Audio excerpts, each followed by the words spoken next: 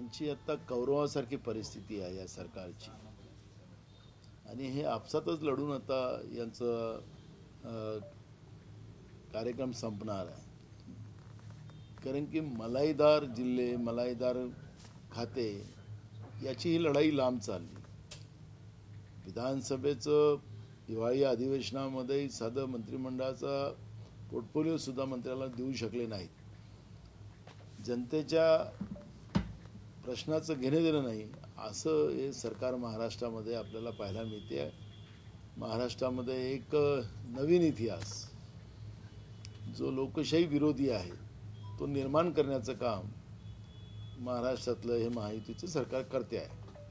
त्यामुळे मला असं वाटतं की यांचे पोर्टफोलिओ कसे झाले, यांची आता उद्या पालकमंत्र्यांची काय कोणते जिल्हे घ्यायचे त्याच्यातले भांडणं, त्यामुळे याच्यामध्ये पडण्यापेक्षा हे जे आम्ही वारंवार सांगतो आणि विधानसभेतही त्या दिवशी आम्ही बोललो की मार्कंडवाडीमध्ये सरकारच्याच माध्यमातून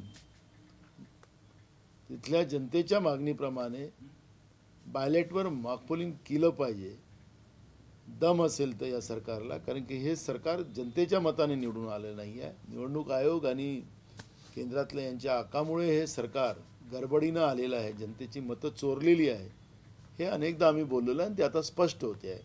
कालच केंद्र सरकारने निवडणूक आयोगासाठी एक नोटिफिकेशन काढलं की आता निवडणूक आयोगाकडून कुठलीही माहिती आता जाहीर केली जाणार नाही.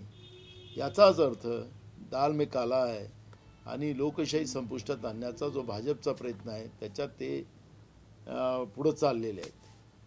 राहुल गांधी उद्या परभणीमध्ये पीडित कुटुंबाची भेट घेणार आहेत. त्यांचा प्रोग्राम आलेला आहे. ते नांदेडला येणार आणि तिथून बाय रोड परभणीला जाणार अशा पद्धतीचा दौरा आलेला आहे. पण त्याच्यात आम्ही काही सुधारणा करायला पाहतो आहे. आता अजूनपर्यंत ते डिटेल दुसरा प्रोग्राम येईल असं आम्हाला वाटतं आहे. पण बघू, आत्ता जो आलेला प्रोग्राम आहे ते उद्या परभणीला येतात आहेत आणि उद्या पीडितांच्या परिवारांना आणि तिथल्या लोकांशी ते संवाद साधणार आहेत. या राहुल गांधींच्या दौऱ्यावर बावनकुळेंनी टीका केलेली आहे की नौटंकी काँग्रेसची या संदर्भात. आता नौटंकी की हिटलरशाही ह्या दोन शब्दाचा आता वापर केला पाहिजे. जसं महाराष्ट्रात असो की देशातल्या सरकारच्या माध्यमातून जे हुकुमशाहीचं या लोकशाहीमध्ये वापर केला जातो आहे, जनता आपल्या मागण्या आणि आपले अधिकार मागण्यासाठी जेव्हा रस्त्यावर येतं त्याला कॉम्बिंग ऑपरेशनच्या माध्यमातून त्याला जीवे मारण्यात येते, खोटे गुन्हे दाखल केले जातात. तर या हुकुमशाही आणि हिटलरशाहीच्या विरोधात कोणी येत असेल आणि देशाच्या लोकसभेचे विरोधी पक्ष नेते येत असतील तर त्याला भाजपचा प्रदेशाध्यक्ष त्याला नौटंकी म्हणत असेल तर भाजप ही लोकशाहीवर विश्वास न ठेवणारी जी पार्टी आहे ती आज नाही, ती पहिलेपासूनच जेव्हा इंग्रजांचंही सरकार या देशामध्ये होतं त्यावेळेस याच भाजपचे मूळ सगळे जे होते ते इंग्रजाबरोबर होते आणि म्हणून त्यांनाही लोकशाहीच मान्य नाही आणि आम्ही इंग्रजासारखं वागू, आम्ही लोकांवर लाठीचार्ज करू, गोळ्या टाकू, अश्रुधुराच्या कांड्या सोडू आणि लोकांना गुलाम बनवू आणि जो कोणी यांच्या मदतीला धावत येईल त्याला आम्ही नौटंकी म्हणू आणि म्हणून त्याचं वास्तविक भाजपचे प्रदेशाध्यक्ष मांडतात आहेत. या अशा पद्धतीचं चित्र आपण पाहतो आहे. म्हणून त्याच्या वक्तव्याला फार काही तुम्ही महत्त्व द्या असं माझं मत नाही. राज ठाकरे आणि उद्धव ठाकरे एका लग्न सोहळ्यात एकत्र आलेले आहेत. पुढच्या राजकारणाबरोबर परत चर्चा सुरू झाल्या आहेत मुंबईच्या निवडणुकांपुढे. काय मला कळत नाही. आता परवा उद्धव ठाकरे साहेब आले विधानसभेमध्ये नागपूरच्या आणि मुख्यमंत्र्याला भेटले तर झालं, त्याला राजकीय चर्चा सुरू झाली. माध्यमांना राजकीय चर्चा करण्यापेक्षा आता जनतेचे प्रश्न महाराष्ट्रामध्ये महत्त्वाचे आहेत आणि हे प्रश्न आता जास्त याच्यावर चर्चा केली पाहिजे. कारण की काल झालेलं अधिवेशन जे आहे त्या अधिवेशनामध्ये सरकार शेतकऱ्यांसाठी काही करून जाईल असं मला वाटलं होतं, आम्हाला वाटलं होतं, सगळ्यांना विदर्भाच्या जनतेला वाटत होतं.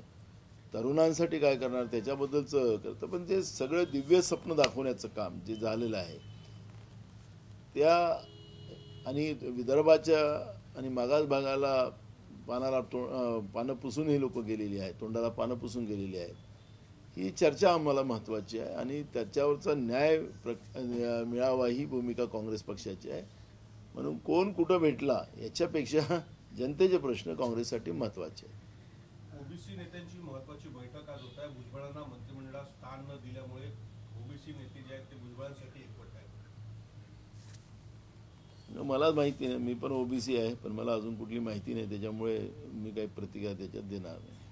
काही खातेवाटपामध्ये जसं गिरीश महाजन किंवा अजून काही मंत्री आहेत त्याचं डिमोशन झालं, दादा भुसे यांचे डिमोशन झालं की एक चित्र दिसत आहे. मी तुम्हाला सांगत आहे की काय काय मलाईसाठी काय काय झालं असेल ते आज मला काही बोलता येत नाही, त्याच्यावरची प्रतिक्रिया देणं, कारण त्यांचा जे काही गोंधळ चाललेला आहे हे तर आपण सगळेजण पाहतोय, राज्यातली जनता बघते आहे, त्याच्यामुळे त्याच्यावर काही प्रतिक्रिया द्यावी मला असं वाटत नाही. प्रत्येक मंत्र्याला एक एक खातं देण्याची वेळ आलेली आहे. काही जण खुश तर काही जण नाराज, असं सुद्धा अजित पवार या ठिकाणी म्हणतात. तर आता स्वतःच अजित पवार म्हणताय की काही लोक नाखुश आहेत, तर मग याच्यापेक्षा अजून काय पाहिजे? त्यांनीच मोठा पुरावा दिलेला आहे. मंत्रिमंडळामध्येच मंत्री नाखुश असतील तर यांना जनतेचं काय केलं देणं सुतूक आहे ते आम्ही सांगतोच आहे. ते त्याला तुम्ही आरोप म्हणता. आता खुद्द राज्याचा उपमुख्यमंत्री सांगताय की आमचे काही मंत्री नाखुश आहेत, याचाच अर्थ की या सरकारमध्ये काय गडबड चाललेली आहे हे त्याच्यातून स्पष्ट होते. चलो आजा. सर, 3 मार्च रोजी अर्थसंकल्प अर्थमंत्री अजित पवार सादर करणार आहेत असं पद्धतीने त्यांनी सांगितलेलं आहे राज्य सरकार.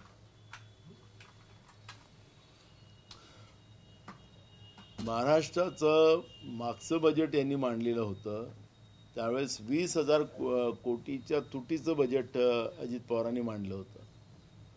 आता ते म्हणाले की कंटिन्यू झालेले सरकार आहे, काल मुख्यमंत्री सांगत होते. तर आता येणारं बजेट हे एक अजून किती तुटीचं येणार आणि त्याचा सगळा बोजा महाराष्ट्राच्या जनतेवर पाडणार, किती महागाई वाढवणार, हा प्रश्न अजूनही लोकांच्या समोर आहे. आता त्यांना एका बहुमताचं निवडणूक आयोगाच्या कृपेने ते बहुमताचे सरकारमध्ये आलेले आहे, जनतेच्या कृपेने नाही. आणि म्हणून मी या ठिकाणी म्हणेल की जनतेसाठी येणाऱ्या 3 मार्चचा बजेट जे ते मांडणार आहेत त्याच्यामध्ये काय देणार, महागाई कमी करणार काय, शेतकऱ्यांच्या आत्महत्या थांबवण्यासाठी त्यांच्या उपाययोजना काय राहणार आहेत, विदर्भाच्या बॅकलॉग पूर्ण करण्यासाठी, मराठवाड्याचा बॅकलॉग पूर्ण करण्यासाठी, मागास भागाचा बॅकलॉग पूर्ण करण्यासाठी काय देणार आहेत, की काही मूठभर लोकांनाच त्याचे फायदे मिळतील. आपण पाहिलं असेल की काल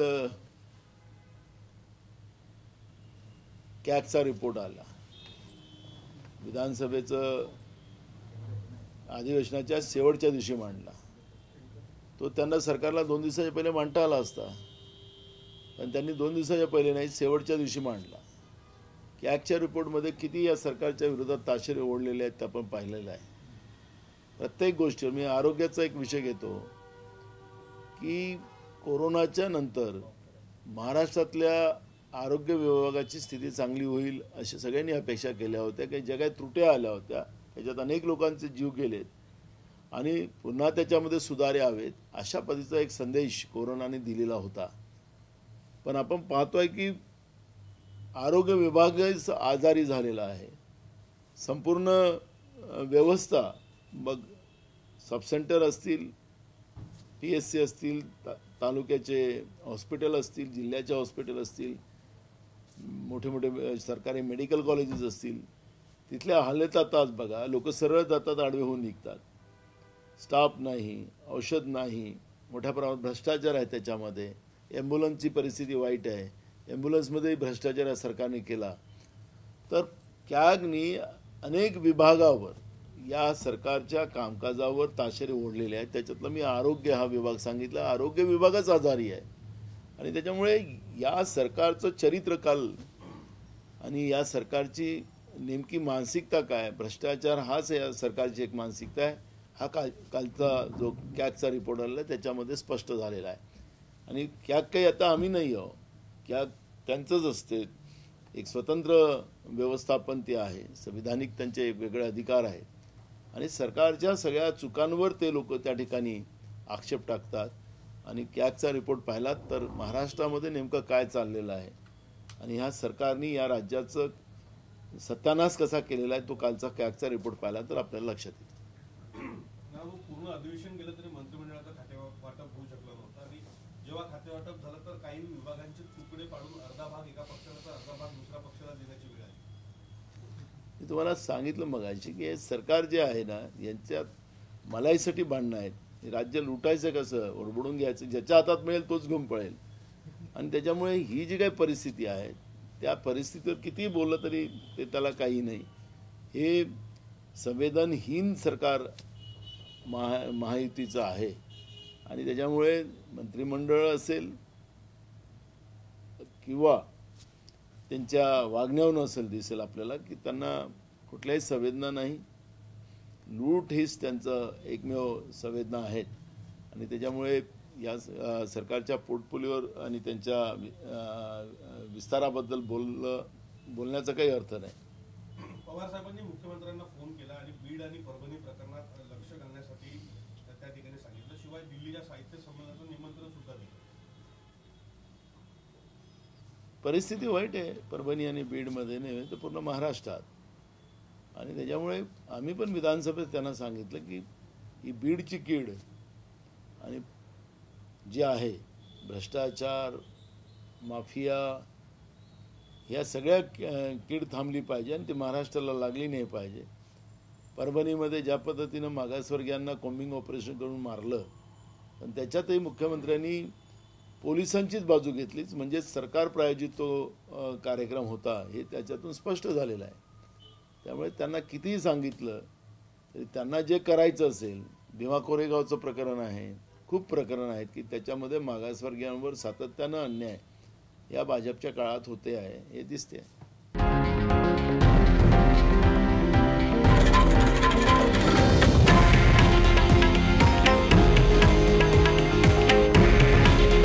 हे आहे देशातील नंबर 1 न्यूज नेटवर्क आणि आपण पाहत आहात TV9 मराठी. काळजी तुमची, हित महाराष्ट्राचं.